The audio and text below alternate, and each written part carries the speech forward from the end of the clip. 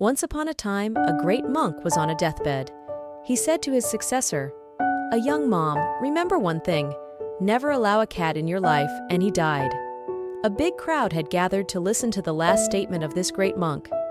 Everyone was surprised to listen to his last words. The successor was also very surprised.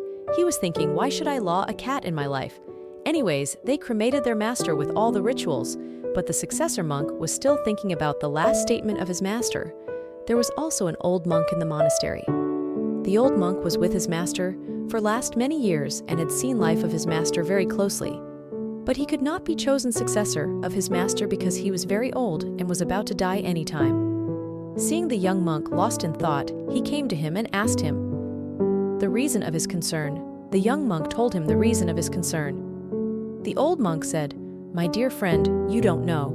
There is a long story behind it." Then he narrated the whole story to the young monk. The story was when their master renounced his wife, children, and his home and went into the jungle. He lived near a small village. He used to go to the village to beg for food. And the villagers were also happy that they had a monk of their own, so they made a small bamboo cottage for him. The monk used to have only 2 clothes to wear, but trouble arose. Then some rats came into the house and they started chewing on the clothes. The monk was in great difficulty. He had only 2 clothes and soon they would be torn to pieces. So he asked the villagers what to do. The villager said, "Oh, why don't you keep a cat? It will keep the rats away."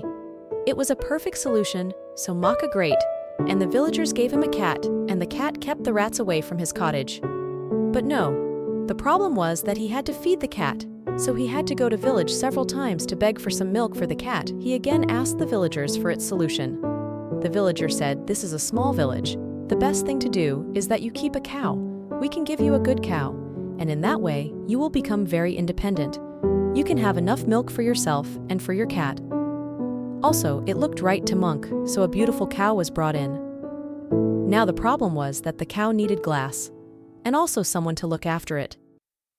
So every day the monk had to go to the village to beg for the grass. People said, "This does not look right. A great monk asking for grass." The monk said, "But what to do? How will I feed my cow and my cat?" The villager said, "We have a simple solution. One woman in our village has become a widow. Her husband has died and she has nobody. So if we persuade her, then she will be really happy to serve a monk like you. And then you don't have to come every day to ask for grass. We will also clear some ground by the side of your heart, so that she can grow grass and some other crops there, and she will take care of you in sickness or in illness." The idea was right. Monk did not find anything wrong in it. The villagers persuade the woman she was alone, and the monk was young. So she immediately agreed. She started taking care of monk's cottage cow and cat, and started growing crops near heart, working tirelessly for him. He also started helping her in her work. They started to grow crops together in the field. Slowly and slowly, the thing started to grow, and they fell in love with each other. The woman was very beautiful. The monk was young. They were living in one cottage. What more was needed? After some time, the woman got pregnant and a child came in their life. And then one day the monk thought, "What's that? I had left behind my family. I have renounced the world. And this is the whole word again." It grew so slowly that I was not aware until the child came. Now just because of the cat, the whole word came in. Then the old monk said, "He told you, remember, not to keep a cat in your life here." The meaning of the cat was that never give your mind so much leverage that slowly and slowly it starts dominating you, and you don't even know if we see in our lives, then we will find that for fun. We allow our mind to do something which we know is not good. We think that we will do it only once and not repeat it. But once you give a little leverage to your mind, it starts taking more leverage from you, and you will not even realize how you will become addicted to some bad habit.